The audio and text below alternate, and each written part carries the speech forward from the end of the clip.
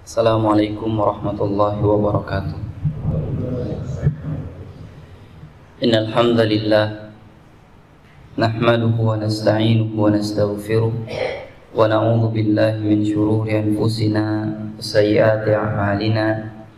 Man yahdihillahu fala mudilla lahu wa man yudlil fala hadiya lahu. Asyhadu an la ilaha illallah wahdahu la syarika lahu wa asyhadu anna Muhammadan abduhu wa rasuluh sallallahu alaihi wa ala alihi wa ashabihi wa man tabi'ahum bi ihsan ila yaumiddin, amma ba'du. Ya ayyuhalladzina amanu taqullaha haqqa tuqatih wa la tamutunna illa wa antum muslimun. Fa inna asdaqal hadithi kitabullah wa khairal hadi hadi Muhammadin sallallahu alaihi wasallam. Syarrul umuri muhdatsatuha wa kullu muhdatsatin bid'ah wa kullu bid'atin dhalalah wa kullu dhalalatin finnar. Kaum muslimin jamaah salat subuh yang dimuliakan Allah Subhanahu wa taala, ini merupakan mutiara akidah Ahlus Sunnah wal Jamaah, usul Ahlul Athar.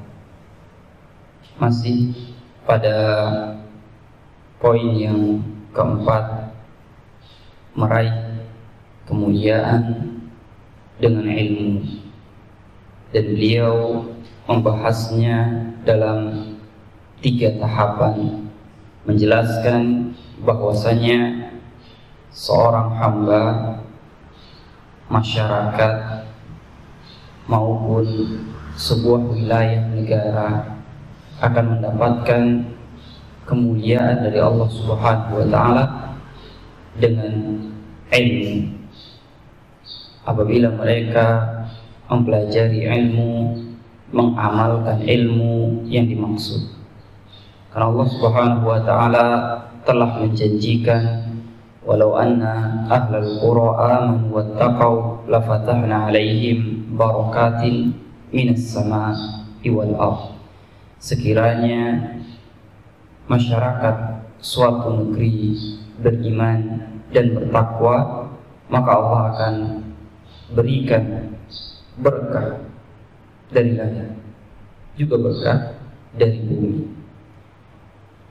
Dan untuk beriman dan untuk bertakwa tidak ada jalan kecuali dengan ilmu. Karena apabila seseorang berupaya beriman, berupaya bertakwa tanpa ilmu, maka mereka seperti orang Nasrani, salah jalan, tersesat, beribadah kepada Allah tapi tidak dengan apa yang Allah Subhanahu wa taala suruh.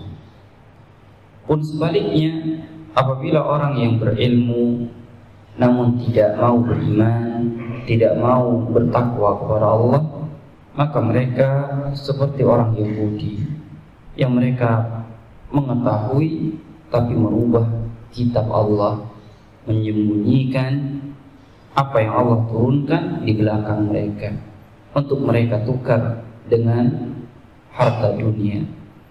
Maka ini Allah Subhanahu wa taala firmankan di dalam Al-Qur'an, siratal ladzina an'amta 'alaihim ghairil maghdubi 'alaihim waladdallin. Yang kita minta adalah jalan orang-orang yang Allah beri nikmat. Kata para ulama, mereka adalah sahabat Rasulullah dan bukan jalan orang yang dimurkai oleh Allah Subhanahu wa taala. Kata Imam Ibnu Katsir, mereka adalah orang Yahudi dan bukan pula jalan orang yang tersesat. Kata Imam Ibnu Katsir, mereka adalah orang-orang Nasara. Kemudian Syekh Abdul Malik Ramadhani melanjutkan pada tahapan kedua, yakni meraih keamanan dari malapetaka di dunia maupun di akhirat dengan ilmu, dengan berpedoman kepada ilmu, mengamalkan ilmu yang dimaksud. Karena Rasulullah Shallallahu Alaihi Wasallam telah menyatakan, taraktu fikum amrayni lan tadillu ba'di in tamassaktum bihima. Aku tinggalkan dua ilmu, apabila kalian berpegang kepadanya, sepeninggalku nanti tidak akan tersesat jalan. Dan beliau menjelaskan ilmu yang dimaksud kitab Allah wa sunnati. Aku tinggalkan kitab Allah dan juga sunnah Rasulullah sallallahu alaihi wasallam. Dan ini adalah tahapan yang ketiga, tahdid mukhalif ar-rasul bizayghi awil kufri.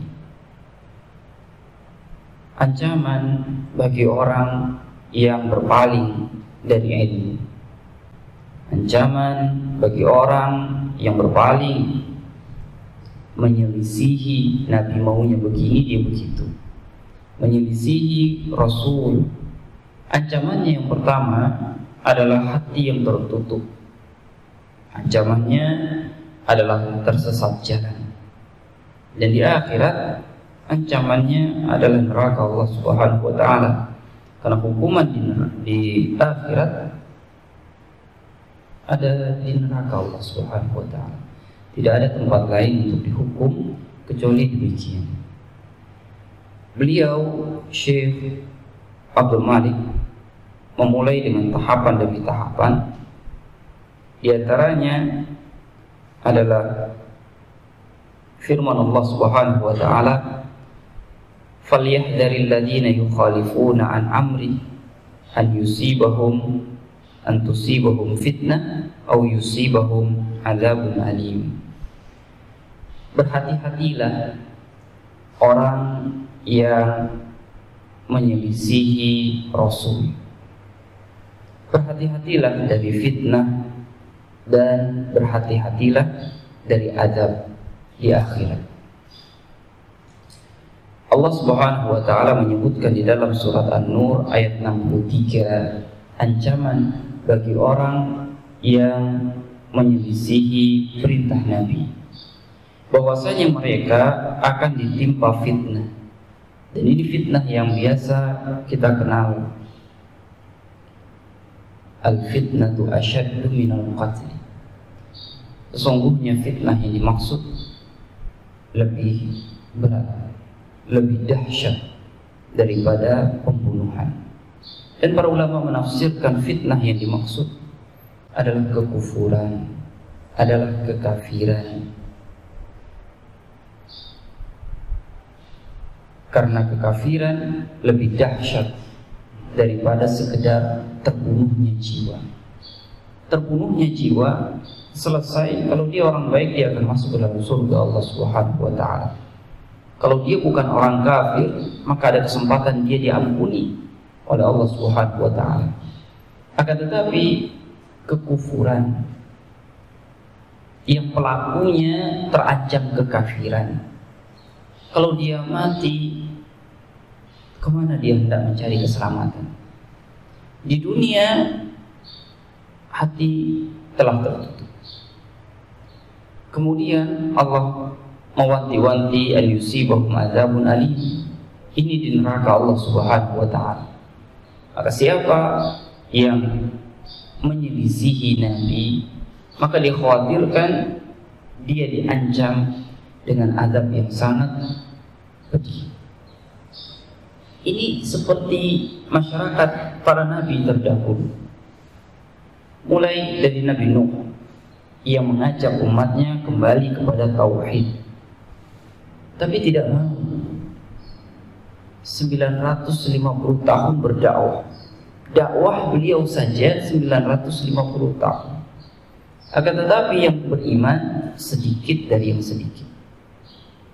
Maka Allah Subhanahu wa taala mengancamkan ancaman. Di dunia tidak pernah bisa beriman. Di dunia merasakan ditenggelamkan. Di akhirat jelas bahwasanya tidak ada surga bagi orang yang kafir kepada Allah Subhanahu wa taala. Begitu juga umat Nabi Hud, kaum Ad yang ada di Jazirah Arab itu. Begitu juga kaum Tsamud, umat Nabi Saleh, sepeninggal kaum Ad. Diajak untuk beriman kepada Allah, mereka tidak mau. Diancamkan, diperingatkan dengan ancaman Allah Subhanahu wa taala, menantang. Akhirnya di dunia tidak pernah merasakan iman. Di dunia mendapatkan hukuman. Yang satu hukumannya dengan petir, dengan guru, dengan gempa. Yang satu dengan hujan, angin yang membuat tubuh kering kerontang, mati semua. Di akhirat tidak ada tempat bagi orang kafir di surga Allah Subhanahu wa taala. Umat Nabi Lut enggak beda.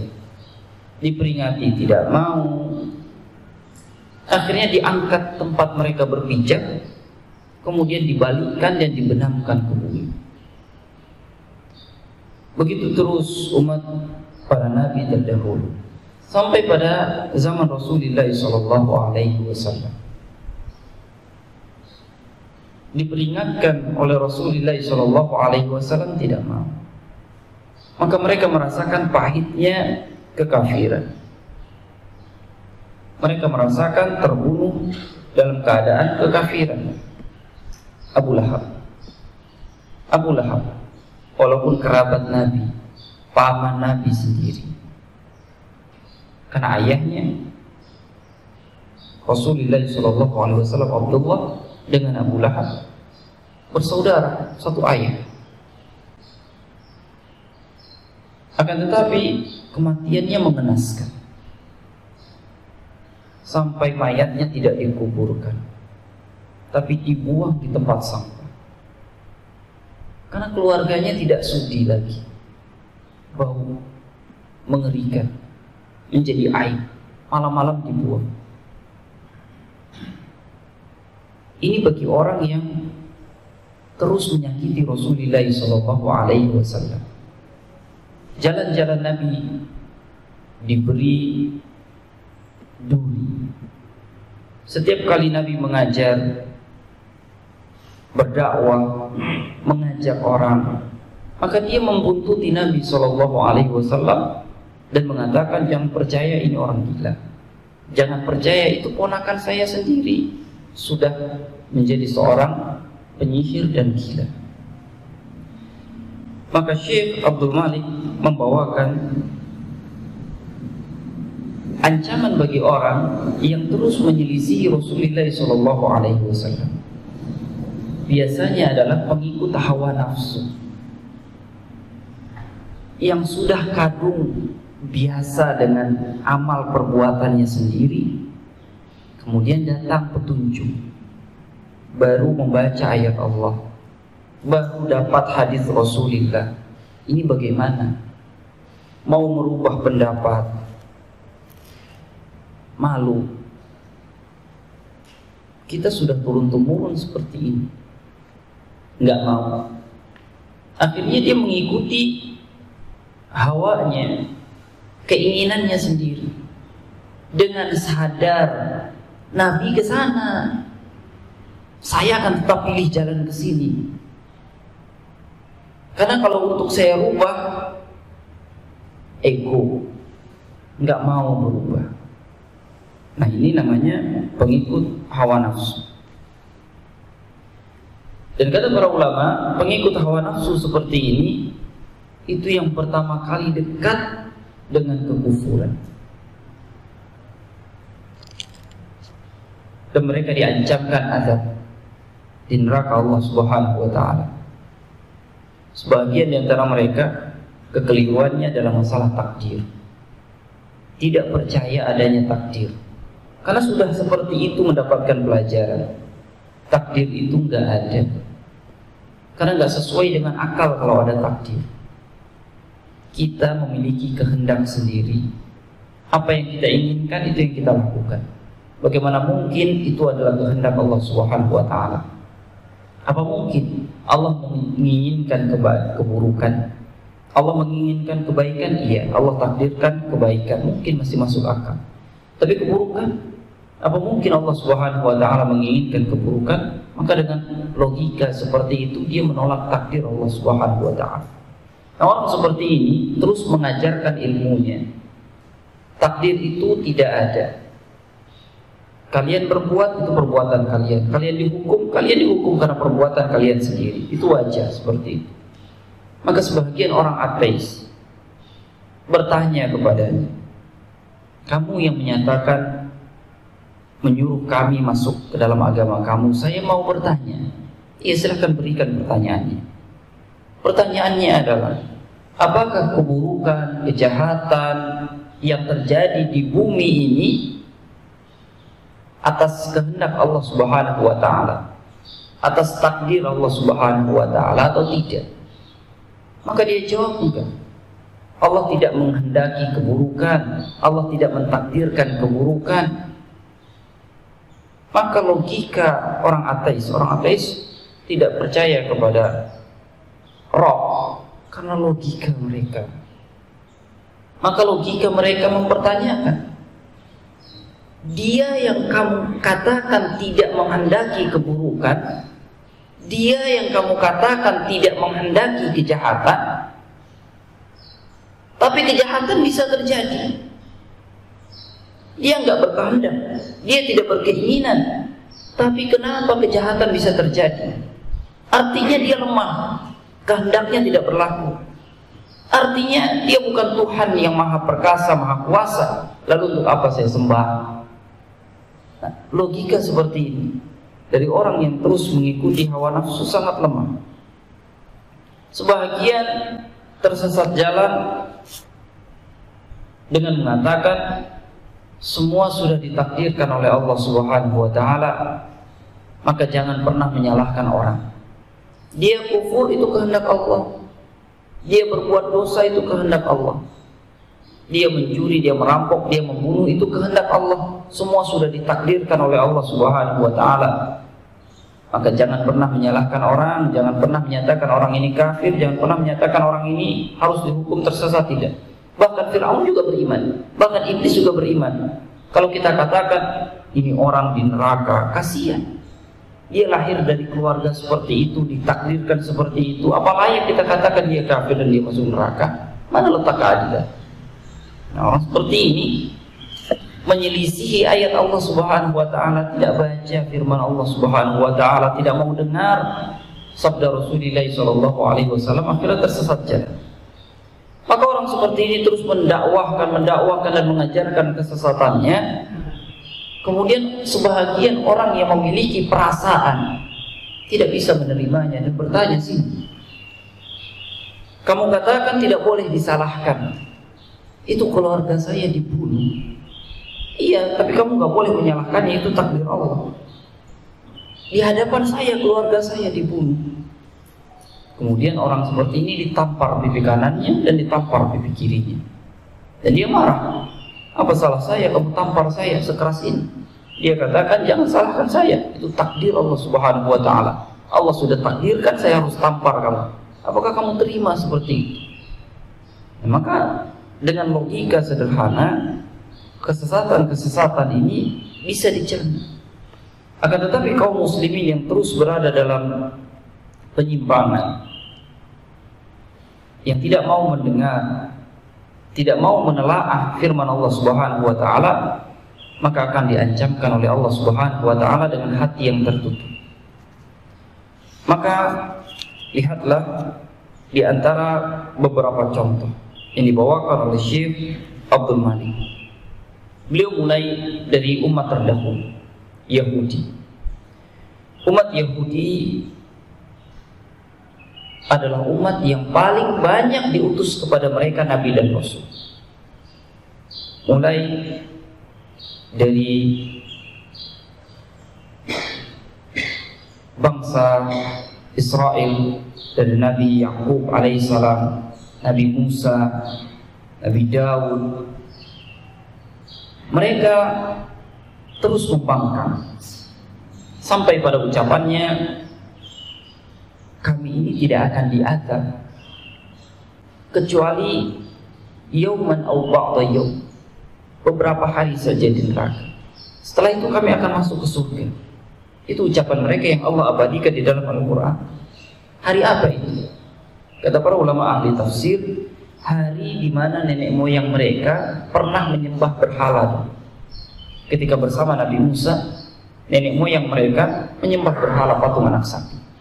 Maka hari itu adalah hari mereka diazab di neraka. Hanya 40 harian. Yauman aw ba'da yaum. Setelah itu mereka akan masuk surga Allah Subhanahu wa taala. Dari mana mereka merekayasa dan merubah kitab Allah Subhanahu wa taala seperti ini? Sungguh berani umat yang seperti ini. Maka mereka terus berada di dalam kesesatan.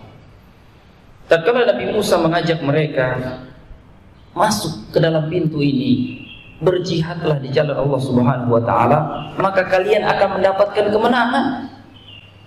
Kalian berjihad bersama saya, Nabi Allah bersama Nabi Musa. Kan tetapi mereka mengatakan tidak. Ya Musa, idhab anta wa rabbuka faqatila wa nahnu hahuna qa'idun.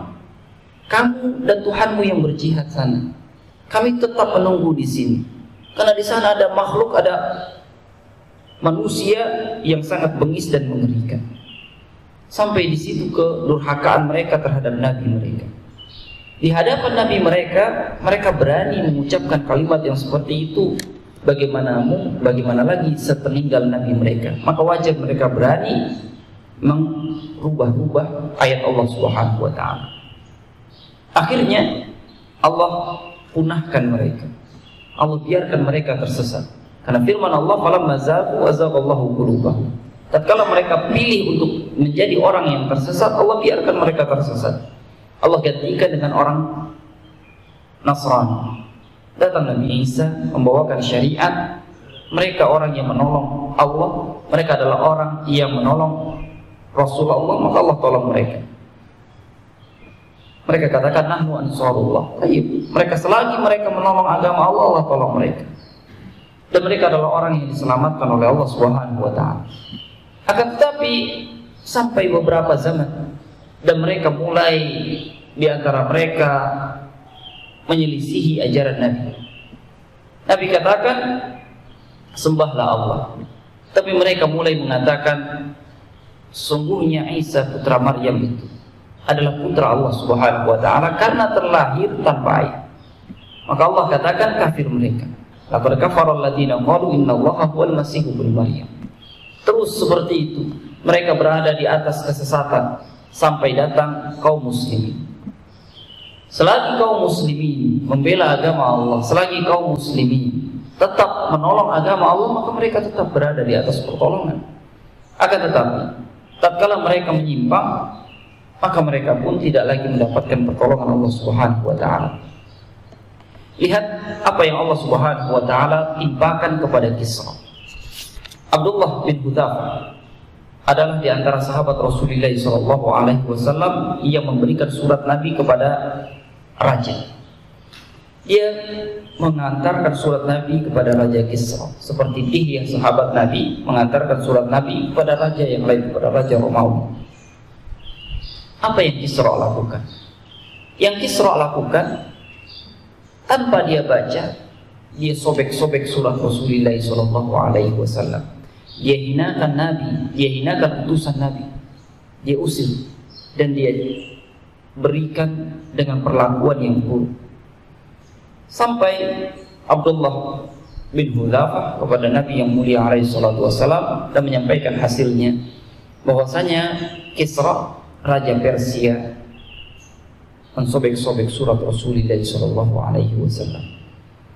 Berbeda dengan Kaisar. Kaisar raja Romawi, apa yang dia lakukan? Dia terima surat Rasulullah, dia minta untuk dibacakan. Setelah dia bacakan, dia tutup majelisnya. Kemudian dia ingin bicara khusus dengan para penasehatnya. Dia katakan, aku tahu tentang Nabi akhir zaman ini. Karena dia membaca dan dia membaca dan dia mendengar pengajaran dari para rahib yang masih berada di atas jalan yang lurus. Akan ada seorang nabi dan dia katakan, kalau betul ini nabinya, kalian mau ikut, kalian akan tetap berjaya di negeri kalian. Tapi kalau tidak, kekuasaan kalian akan berhenti. Karena Nabi itu akan berkuasa sampai kekuasaanku ini. Tempat aku menginjakkan kaki di sini, dia akan berkuasa sampai di sini. Bagaimana menurut kalian? Akan tetapi penasihatnya tidak mau. Akan tetapi penasihatnya bodoh. Kenapa? Karena mereka takut kehilangan pekerjaan. Karena mereka memberikan nasihat atas agama Nasrani, agama yang mereka ubah-ubah, agama yang kitabnya mereka salin dengan tulisan tangan, mereka tambah, mereka kurangi. Kalau rajanya masuk Islam, otomatis mereka tidak punya ilmu apa-apa tentang Islam dan mereka tidak lagi terpakai.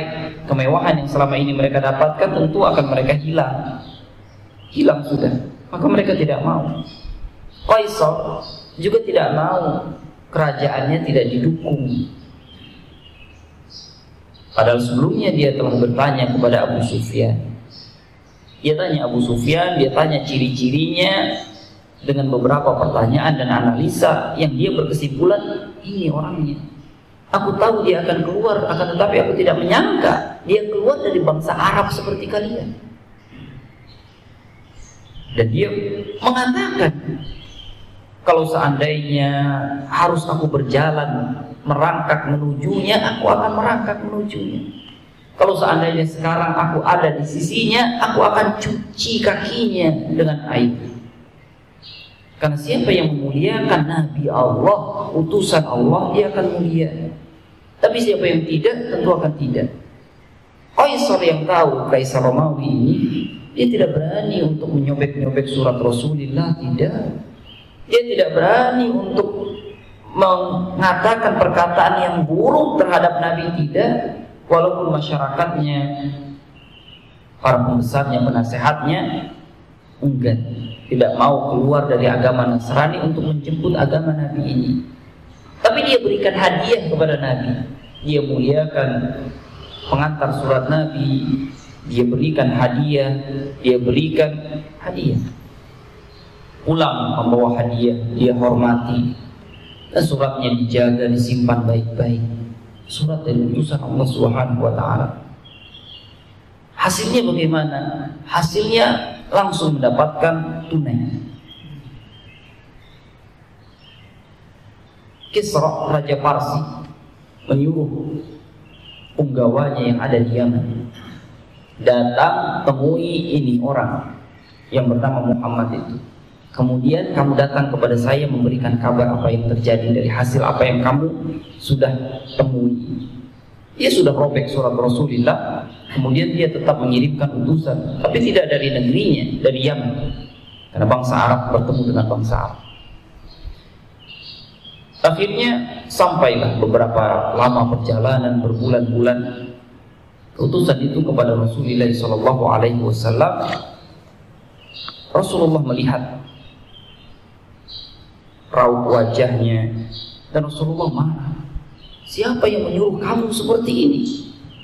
Dia katakan, raja kami yang menyuruh kami berpenampilan seperti ini. Karena dia lihat kumisnya lebat sampai ke pipinya, akan tetapi tidak ada janggutnya. Kemudian Nabi katakan, adapun Rabbku menyuruh aku merapikan kumis dan menyuruh aku membiarkan janggut. Sudah, kamu istirahat dan besok aku akan sampaikan apa yang ingin aku sampaikan. Lihat bagaimana Nabi tidak menghinakan seseorang utusan, tidak. Karena utusan, penyampai surat tidak boleh dihinakan. Besoknya Nabi katakan, kamu terserah apa yang ingin kamu sampaikan dan kemana kamu pergi. Masuklah ke dalam Islam, itu yang aku ajak. Karena hari ini Allah Subhanahu wa ta'ala telah menghancurkan kerajaan Kisra tadi malam.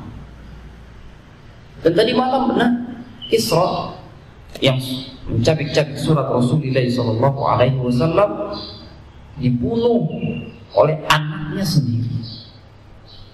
Ini hukuman dari Allah Subhanahu wa taala kepada setiap orang yang menyelisihi Rasulullah sallallahu alaihi wasallam. Nah, ini poin yang diambil oleh Syekh Abdul Malik. Jangan sampai hal-hal yang seperti ini itu terjadi pada kita kaum muslimin tatkala kita menyelisihi Rasulullah sallallahu alaihi wasallam. Tatkala kita berpaling dari sunnah Rasulullah sallallahu alaihi wasallam. Karena Rasulullah sallallahu alaihi wasallam telah mengancamkan kesesatan bagi orang yang menyelisihi sunnah Rasulullah sallallahu alaihi wasallam. Dan beliau bawakan dengan orang yang sangat benci. Lain dengan kaum muslimin yang tidak mengikuti sunnah Rasulullah karena kejahilan, dia tidak tahu. Lain karena mereka tetap sayang kepada Rasulullah, kaum muslimin tetap cinta kepada Rasulullah, tetapi mereka salah jalan. Tapi dibawakan oleh Syekh Abdul Malik di sini adalah contoh orang yang benci kepada Nabi. Dia salah jalan, tapi dia betul benci kepada Nabi dan memusuhi Rasulullah SAW. Dia cabik-cabik surat Nabi, maka Allah juga cabik-cabik kerajaannya. Begitu yang Nabi katakan. Karena dia telah mencabik-cabik surat dari utusan Allah Subhanahu wa taala, maka kerajaannya pun dicabik-cabik. Maka ini menjadi pelajaran. Lihat surat kata Syekh Abdul Malik, bukankah kita hafal surat ini? Inna syani'aka wal abtar. Sesungguhnya yang memusuhimu wahai Nabi, dialah yang terputus. Kata para ulama ahli tafsir, terputus dari rahmat Allah, terputus dari kebaikan di dunia, terputus dari kebaikan di akhirat. Yang jelas terputus sudah. Ayat ini sebagai bantahan bagi orang yang menyatakan Muhammad itu terputus. Kenapa? Setiap anaknya yang lahir laki-laki pasti meninggal. Qasim, Al-Qasim meninggal. Ada lagi Abdullah meninggal. Yang hidup anak-anak perempuannya saja. Karena bangsa Arab seperti itu. Yang mewarisi keturunannya adalah laki-laki, maka anak perempuan tidak dianggap dan dianggap sebagai mempermalukan. Tapi Nabi tidak. Nabi sama sekali tidak pernah memiliki perasaan seperti itu, tidak. Sayang Nabi pada anak-anaknya. Laki-laki perempuan sama Nabi menyayanginya dan tidak membedakannya. Adapun jalur nama keluarga, nasab itu hanyalah bagian dari kehidupan dunia. Tidak ada persyariatannya di dalam ibadah. Bahwasanya kita adalah fulan bin fulan bin fulan, iya, itu bahagian dari penamaan kehidupan dunia. Sama sekali semuanya sama di sisi Allah ketakwaannya. Derajatnya sama, yang membedakan adalah ketakwaan kepada Allah Subhanahu wa taala. Maka Allah Subhanahu wa taala membantah, "Inna syani'aka wal abtar." Sesungguhnya wahai Nabi, yang mencemoohmu, yang menyelisihimu, yang menyakitimu, memusuhimu adalah yang terputus. Abu Lahab membenci Nabi, mengatakan Nabi terputus, maka dia terputus. Habis keturunan Abu Lahab. Anaknya, sebelumnya anaknya itu dinikahkan dengan anak Nabi, Ruqayyah dan Ummu Kulsum. Dia suruh untuk menceraikannya, diceraikan. Akhirnya apa yang terjadi? Anak-anaknya yang satu mati digigit anjing, yang satu lagi juga mati mengenaskan. Kenapa? Apa salah anak-anak itu? Karena anak-anaknya mengikuti tingkah bapaknya di dalam memusuhi Rasulullah SAW, di dalam mencaci Rasulullah SAW. Pada Rasulullah adalah mertuanya sebelumnya. Pada Rasulullah adalah pamannya sendiri statusnya, adalah sepupunya statusnya. Maka dibawakan ayat yang mulia ini agar kita tidak membenci Rasulullah SAW, agar kita tidak memusuhi Rasulullah SAW. Akan tetapi perbuatan kita, perbuatan kaum muslimin yang menyelisihi sunnah Rasulullah, yang menyelisihi syariat Allah Subhanahu wa taala juga layak mendapatkan ancaman. Karena Allah Subhanahu wa taala yang mengancamkannya di dalam Al-Qur'an. Allah katakan di antaranya di dalam Al-Qur'an,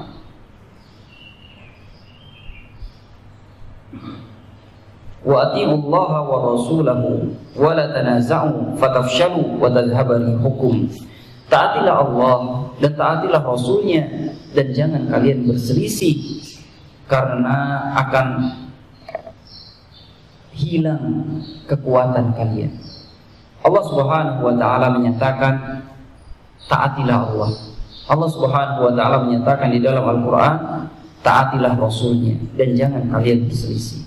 Maka akan hilanglah kekuatan kalian bila kalian tidak mentaati Allah, bila kalian tidak mentaati Rasulnya, dan bila kalian terus berselisih. Maka lihat, kata Syekh Abdul Malik, negeri-negeri kaum muslimin, negeri-negeri kaum muslimin hilang kekuatannya yang sebelumnya musuh-musuh takut kepada mereka. Bahkan Nabi yang mulia alaihi salatu wasallam pernah menyatakan, nusirtu birru'bi masyiratas syahrin. Aku mendapatkan keistimewaan daripada nabi-nabi sebelum. Aku ditolong dengan sebuah rasa takut. Apabila musuh ingin memusuhiku dan kaum muslimin, maka sebulan sebelum mereka berupaya untuk menyerang, berupaya untuk menyerbu, maka mereka telah dihinggapi rasa takut. Ingin menyerang kaum muslimin, ingin menyerang Rasulullah SAW, ditentukan harinya. Sebelum hari itu, sebulan jaraknya, hati mereka mulai ketakutan. Hati mereka mulai tidak berani. Itu pertolongan Allah Subhanahu wa taala. Betapa banyak orang yang seperti ini. Satu orang ditakuti oleh banyak orang, padahal dia satu orang. Itu diantara pertolongan Allah Subhanahu wa taala. Maka sebaliknya kaum muslimin, tatkala mereka tidak lagi taat kepada Allah, bagaimana tidak taat kepada Allah? Negeri-negeri kaum muslimin banyak kaum musliminnya yang tidak sholat. Bagaimana mereka tidak taat kepada Rasulullah? Banyak kaum muslimin, negeri-negeri mereka tidak menjalani syariat Rasulullah SAW. Begini Nabi ajarkan, mereka tidak seperti itu. Begini Nabi perintahkan, mereka tidak seperti itu. Begini Nabi larang, mereka malah mengerjakannya. Dan mereka tidak lagi bersatu. Mereka berpecah belah. Bersatu apa yang dimaksud? Bersatu di atas ajaran Rasulullah SAW. Mereka mencari persatuan di atas ajaran orang lain. Mereka mencari persatuan di atas yang bukan syariat Rasulullah SAW. Mereka menganggap musuh mereka seperti ini, kita akan menang. Mari kita bersatu di atas kesepakatan kita, di atas jalan yang seperti ini. Padahal bukan itu yang Nabi minta. Maka apapun persatuan yang mereka galakkan, yang mereka upayakan, yang mereka demokan, tidak akan membuat hati mereka bersatu. Maka kata Syekh Abdul Malik, lihat firman Allah Subhanahu wa taala di antaranya, wa tahsabuhum jami'an wa qulubuhum syatta. Kamu mungkin mengira bahwasanya mereka itu bersatu, padahal hati mereka berpecah belah. Kaum kafirin, kaum musyrikin bersatu memusuhi kaum muslimin, enggak. Hati mereka berpecah belah. Tatkala perang Ahzab, seolah-olah kaum musyrikin itu bersatu memusuhi kaum muslimin, mengepung kaum muslimin, seolah-olah. Tapi hati mereka berpecah belah. Satu dengan yang lainnya merasa lebih benar, satu dengan yang lainnya merasa lebih hebat. Ada di situ Yahudi Bani Qatafan, ada di situ kaum musyrikin Arab Quraisy, ada di situ orang-orang munafiknya yang membantu dari belakang, ada kabilah-kabilah Arab yang lain. Akan tetapi mereka tidak bersatu. Begitu pula kaum muslimin, kata Syekh Abdul Malik. Apapun namanya, apapun kelompoknya, kalau bersatunya tidak di atas syariat Allah, tidak di atas ajaran Rasulullah SAW, berbangga-bangga dengan bendera sendiri, berbangga-bangga dengan aturan sendiri, seolah-olah bersatu. Padahal setiap pengurus cabang akan saling baku hantam. Setiap anggotanya baku hantam dengan yang lainnya, berebut kekuasaan. Tidak ada persatuan dalam hal itu. Lihat yang disebut dengan istilah Mu'tazilah, lihat yang disebut dengan istilah Jahmiyah, lihat yang disebut dengan istilah Rafidhah, Syiah sekalipun tidak bersatu. Satu dengan yang lain pengurusnya akan baku hantam, satu dengan yang lain memiliki hasad, satu dengan yang lain berupaya bisa mengalahkan, menikung temannya. Tidak ada persatuan dalam hal yang seperti itu. Maka kaum muslimin apabila mereka ingin bersatu, lihat firman Allah Subhanahu wa taala, taati Allah, taati Rasulnya, wala tanaza'u, dan jangan bercerai-berai. Artinya kaum muslimin disuruh bersatu di atas ketaatan kepada Allah, bersatu di atas ketaatan kepada Rasulullah sallallahu alaihi wasallam. Kata Syekh Abdul Malik, kalau kaum muslimin yang hari ini melihat kok kaum muslimin ini seperti bercerai-berai, ini manhaj, satu sholatnya seperti ini, satu seperti ini. Ingat bahwasanya perbedaan yang ada pada kaum muslimin bukan perbedaan akidah. Kamu lihat tulisan para ulama dari zaman awal adanya tulisan dan cetakan sampai hari ini. Apakah mereka berbeda di dalam tulisan buku mereka? Baca setiap tulisan mereka, ada perbedaan? Jawabannya tidak. Tidak.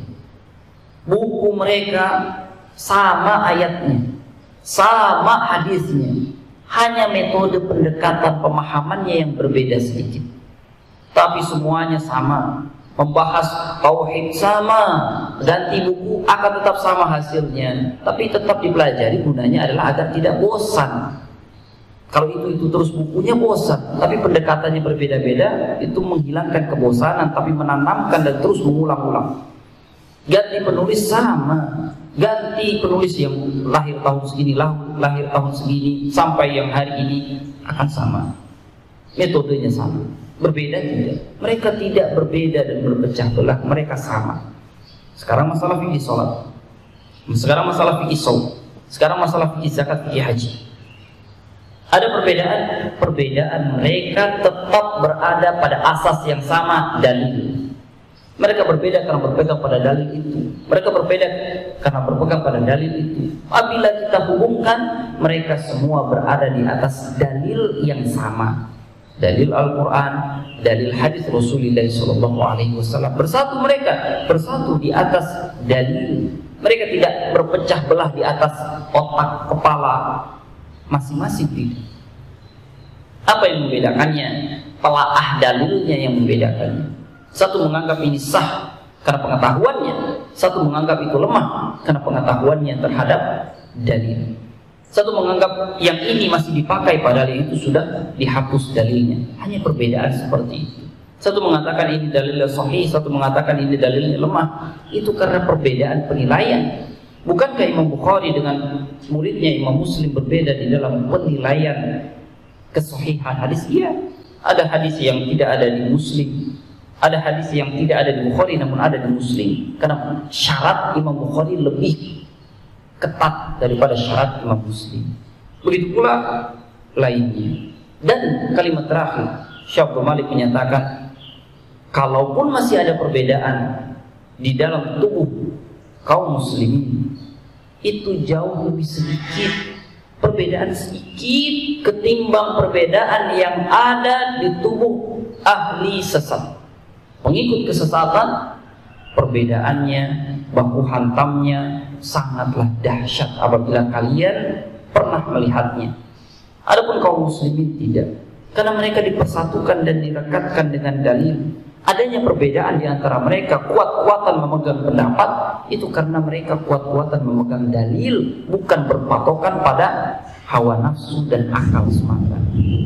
Adapun masyarakat golongan yang sesat, maka mereka kuat-kuatan di dalam memilih memegang ego pendapat mereka atas dasar kesesatan akal pikiran mereka sendiri.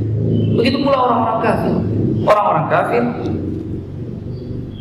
Allah firmankan, tahsabuhum jami'an wa qulubuhum syatta. Kalian kira mereka bersatu? Tidak. Mereka berpecah belah, mereka saling baku hantam. Bukankah orang musyrik akan terus memusuhi orang kafir? Orang kafir akan terus memusuhi orang musyrik. Kafir yang satu berpecah dari kafir yang lain. Kalau kalian melihat orang-orang Yahudi, orang-orang Nasrani, orang-orang ahli kitab, mereka terus berpecah belah sampai hari ini, terus berbaku hantam satu dengan yang lainnya, tidak bersaudara. Karena tidak ada asas persaudaraan mereka. Karena kaum muslimin ada memiliki asas persaudaraan. Apa? Hablillah. Karena Allah firmankan, wa'tasimu bihablillahi jami'an. Berpeganglah kalian pada tali agama Allah Subhanahu wa taala. Kaum muslimin memiliki salam persatuan. Kaum muslimin memiliki Quran yang sama. Orang kafir kitab mereka berbeda-beda. Satu cetakan tahun ke tahunnya berbeda, bacaannya berbeda, terjemahannya berbeda. Beda. Kaum muslimin sama. Qurannya sama, sholat bacaannya sama, nggak ada bedanya. Hadis-hadisnya sama, sholatnya sama, waktunya sama. Maka apabila kaum muslimin menyelisihi Rasulullah SAW, mereka bersatu dengan apa? Kemana mereka akan bersatu? Kemana mereka akan ditolong oleh Allah Subhanahu wa taala? Maka hati-hatilah setiap kaum muslimin yang menyelisihi Rasulullah SAW. Karena Nabi yang mulia SAW menyatakan ancamannya adalah neraka. Ancamannya adalah neraka Allah Subhanahu wa taala.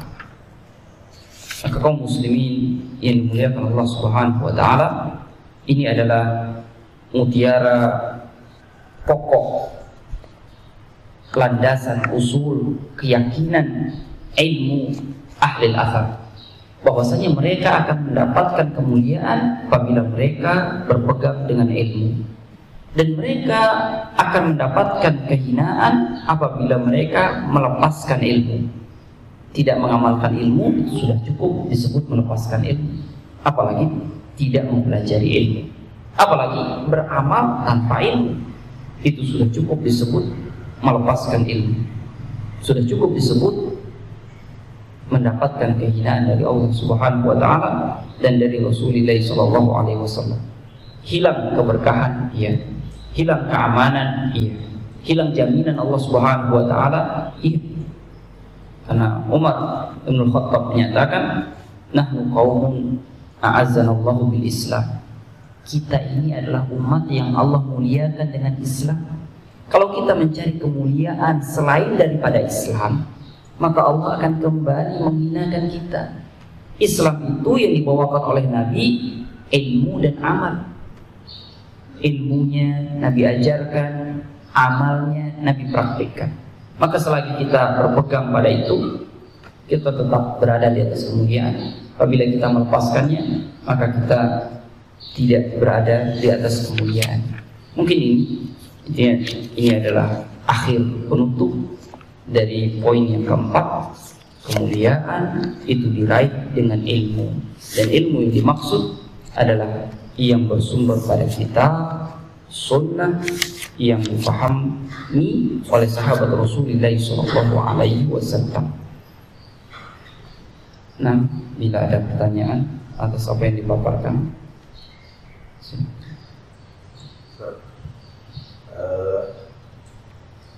tadi kuncinya untuk persatuan itu kita berpegang kepada sunnah Rasulullah SAW.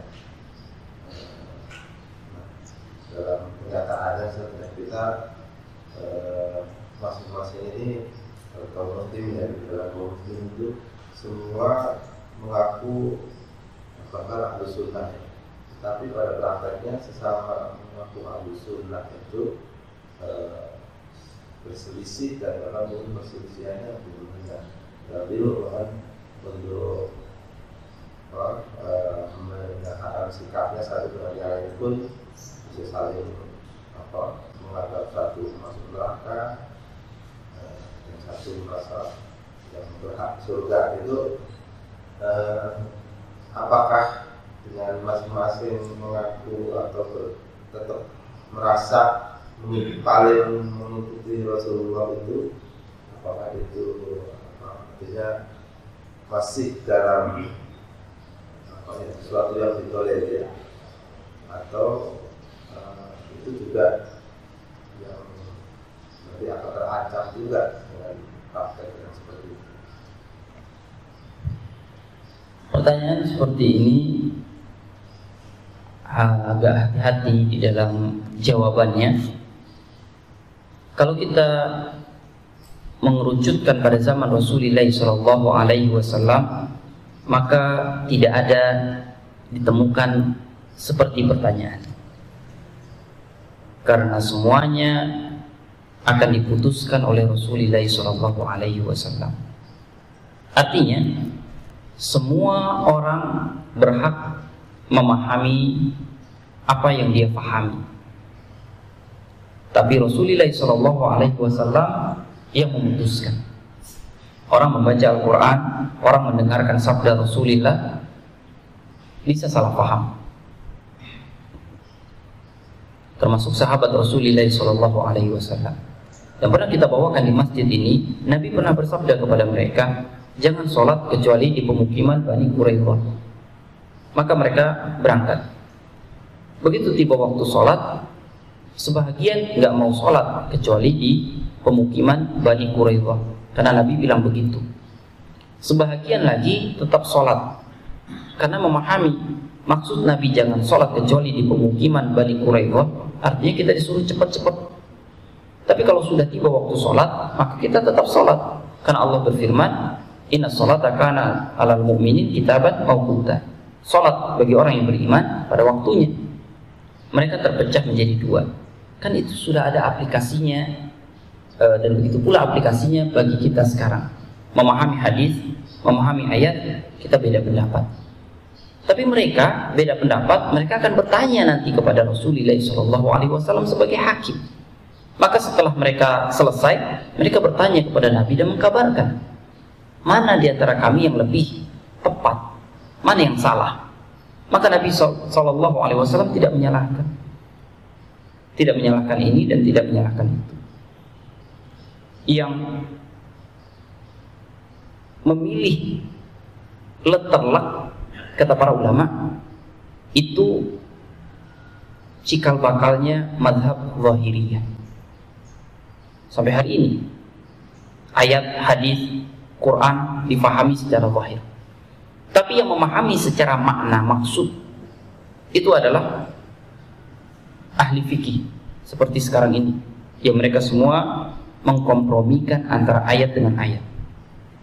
Kemudian ada di antara mereka pernah kejadian janabat, wajib mandi, tapi mereka tidak menemukan air.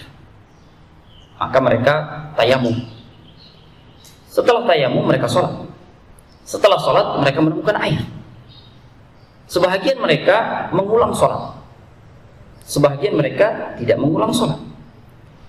Kemudian sampai kepada Rasulullah SAW dan mereka ceritakan, wahai Nabi, mana yang benar? Kemudian Nabi jelaskan, yang tidak mengulang ashab sunnah, tepat sesuai sunnah. Kenapa bila sudah sholat tidak perlu diulang? Tayamum sudah cukup. Tetapi yang mengulang, kata Nabi, falahu ajran, dia mendapatkan 2 pahala. Karena dia sholat sudah 2 kali, maka dia mendapatkan 2 pahala.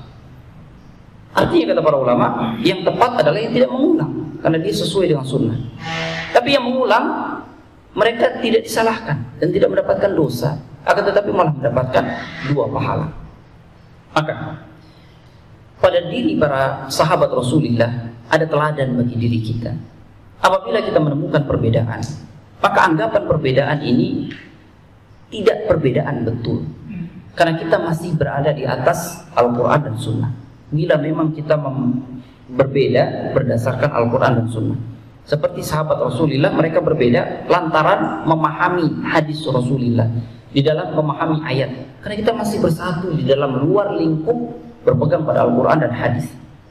Berbeda dengan umat di luar Islam. Mereka berbeda karena akal. Allah tidak turunkan itu, tidak ada landasan hadis Rasulullah, tidak. Maka mereka tidak akan menemukan tepiannya, tidak akan menemukan keselamatan dan pahalanya, tidak. Kaum muslimin sekarang di dalam menyikapi perbedaan seperti sahabat Rasulullah lah. Artinya mereka tidak menyatakan saudara mereka kafir, tidak. Karena Nabi mereka pernah menyatakan, man qala li akhihi ya kafir faqad ba'a bihi ahaduhuma. Siapa yang menyatakan kepada saudaranya kafir, maka kalimat ini akan lari pada salah satu di antara dua. Kalau tidak pada dia yang mengatakan, ya pada dia yang dinyatakan. Para sahabat tidak seperti itu. Dan mereka baku hantam? Tidak, mereka tidak baku hantam. Sahabat menyatakan, ketika safar perang, di antara kami di bulan Ramadan, di antara kami ada yang tetap puasa karena kuat. Di antara kami ada yang tidak bisa puasa. Bulan Ramadan perang, jalan kaki panas, butuh makan, butuh minum, puasa juga. Kita mau perang, apa mau letoy-letoyan, maka mereka tidak puasa. Kata sahabat di dalam Bulughul Maram, yang puasa tidak memandang remeh pada yang tidak puasa. Saya kuat, dia tidak kuat, tidak. Yang tidak puasa tidak juga memandang remeh pada yang puasa. Karena yang tidak puasa lebih kuat, lebih semangat, lebih banyak beraktivitas, lebih banyak membantu. Lagi yang puasa sih. Artinya mereka menahan lisan, mereka menahan perasaan. Karena Nabi mereka pernah menyatakan, bihasbi imri'in minasyarr an yahqira akhahul muslim. Cukup dinilai buruk apabila seseorang muslim memandang buruk saudara muslimnya. Mereka tidak melukai satu dengan yang lain. Maka di antara kami tidak ada yang memandang buruk satu dengan yang lain, kata sahabat Rasulullah. Tapi Nabi menilai, Nabi menyatakan hari ini, hari itu. Karena mereka safar perang di bulan puasa itu nggak cuma sekali. Hari ini orang yang berbuka membawa pahala yang banyak. Artinya karena mereka berbuka, mereka banyak membantu, mereka banyak beraktivitas, berbuat baik. Nanti puasa mereka tetap ganti, pahala mereka banyak. Sementara orang yang puasa mendapatkan pahala puasa dengan amal yang sedikit. Tapi pada kesempatan yang lain Rasulullah tetap berpuasa. Hanya Nabi dan Abdullah ibnu Rawaha yang tidak puasa karena kuatnya. Dalam kesempatan yang lain, maka itu bisa menjadi teladan bagi kita pada hari ini dalam menemukan dan memutuskan sebuah sikap perbedaan. Artinya kita bisa melakukan amal jama'i, amal bersama. Karena di antara kita tidak ada lagi yang di sisi kita tidak ada Rasulullah, ya, tidak ada Rasulullah. Tapi Nabi telah menyatakan, man ata'al amir faqad ata'ani. Siapa yang mentaati pimpinannya, dia telah mentaati aku. Maka dalam beberapa kepengurusan amal jama'i, ini amal jama'i. Kita berpegang pada pendapat kita masing-masing, iya. Kita berpegang pada pendapat kita masing-masing. Ini hadis Nabi kita pegang, iya. Kita tidak mempernabikan orang-orang, kita tidak mempertuhankan orang-orang, kita tidak mentaati selain daripada Rasulullah SAW, iya. Akan tetapi dalam amal jama'i, ini amal jama'i, bukan amal pribadi-pribadi. Maka kita tetap diminta harus ada amirnya. Karena dalam safar Nabi menyuruh kita harus ada amir safar. Maka apalagi dalam amal jama'i. Maka siapa yang mentaati putusan amirnya, dia telah mentaati Rasulullah SAW. Contohnya Ibnu Abbas berhadapan dengan Utsman. Utsman menganggap Mekah Madinah adalah wilayah dekat dan kampungnya. Tiap hari bolak-balik Mekah Madinah. Lalu ngapain harus jamak? Maka ketika haji, Utsman tidak jamak. Ada haji itu yang sholat itu dijamak antara zuhur dengan asar. Utsman tidak jamak dan menyuruhkan kaum muslimin tidak jamak. Ibnu Abbas mengatakan tidak, Rasulullah jamak. Apakah kalam Rasulullah yang diikuti ataukah pernyataan Utsman? Rasulullah jamak ketika haji wadanya, maka kita harus jamak. Tapi Utsman saat itu yang menjadi Amirul Mukminin mengajarkan untuk tidak jamak. Karena dekat antara kampungnya Mekah Madinah itu sudah seperti kampung kita. Maka kita tidak jamak. Akan tetapi apa yang dilakukan Ibnu Abbas? Apakah Ibnu Abbas membantah di hadapan orang-orang banyak? Tidak. Ketika Utsman sudah lagi tidak menjadi Amirul Mukminin, wafat Utsman radhiyallahu anhu, barulah Ibnu Abbas mengajarkan fatwanya dan menyebutkan Rasulullah tidak jamak. Maka Rasulullah jamak, maka kita harus jamak. Kita tidak bisa mengikuti Utsman, itu ijtihadnya Utsman. Maka sahabat yang lain, muridnya menanyakan, kenapa saat itu kamu tidak bicara? Agar kaum muslimin satu suara sudah. Agar Utsman juga tahu, kenapa saat itu kamu tidak bicara? Ibnu Abbas menyatakan, al-khilafu syarrun. Berselisih pendapat kaum muslimin itu jelek. Artinya bila sudah ada amirnya, kalau mau diskusi, sampaikan, ini pendapat saya.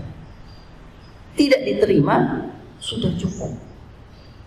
Karena perbedaan pendapat kaum muslimin selagi dia ada amirnya, itu jelek.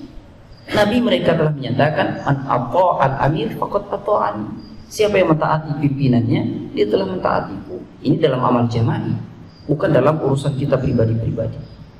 Kalau dalam amal jama'i itu, agar kaum muslimin tetap dalam satu shaf. Kan dalam perang butuh seperti itu. Ini taktik perang saya seperti ini yang paling jitu, saya pengalaman perang. Tapi amir kita tidak seperti itu. Maka sampaikan pada amir. Kalau tidak setuju, ya sudah, kita tetap berada di satu barisan kaum muslimin. Karena satu barisan, walaupun taktiknya kurang hebat, insya Allah dengan izin Allah kita menang. Akan tetapi kalau taktiknya hebat, menyelisihi amir, bisa jadi hanya pasukan kita yang menang, sementara kaum muslimin yang lainnya terbunuh. Maka seperti itu kuncinya, tidak saling mencacati dengan perasaan lisan ataupun ucapan-ucapan yang tidak pantas. Kemudian koridornya adalah kalau itu amal jama'i, maka itu ada amirnya. Dalam keluarga ya kepala keluarga, dalam safar ya amir safar yang diminta. Dalam masyarakat tentu sudah ada aturannya. Apabila sudah diputuskan, ikuti. Kita tidak mengikuti masing-masing. Adalah melihat hilal. Dalam melihat hilal ada contoh bagi kita. Kata Nabi, siapa yang melihat hilal maka disampaikan pada amirnya. Kalau amirnya percaya, alhamdulillah, saya sudah melihat, tapi yang lain nggak lihat, sampaikan pada amir. Tapi kalau amir menyatakan nggak ada hilal sudah, saya lihat, sudah, maka dia puasa sendirian, nggak boleh umumkan pada orang lain. Puasa sendirian, karena dia yang lihat sudah, dia masa membohongi dirinya sendiri atas ilmunya, tapi dia nggak boleh sampaikan pada orang lain, karena orang lain nggak lihat. Dan amir telah memutuskan tidak ada puasa, puasanya besoknya lagi, putus sudah. Nah seperti itu. Itu amal jamaah, tidak boleh menyelisihi amir yang sudah menetapkan. Allah Ta'ala a'lam.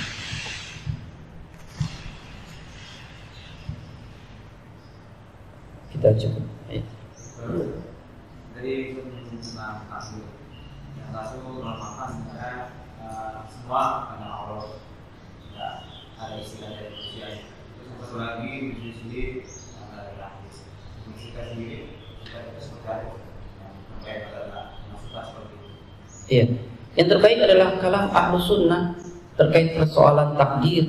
Segala sesuatu sudah Allah takdirkan dan manusia memiliki kehendak untuk memilih. Tapi kehendak manusia berada di bawah takdir Allah, di bawah takdir Allah Subhanahu wa ta'ala. Maka ahlu sunnah seperti itu. Lihat Al-Quran, Allah menyatakan kulla syai'in khalaqnahu biqadar. Segala sesuatu kami ciptakan berdasarkan takdir ukurannya masing-masing. Berarti semuanya ada di atas takdir Allah Subhanahu wa ta'ala.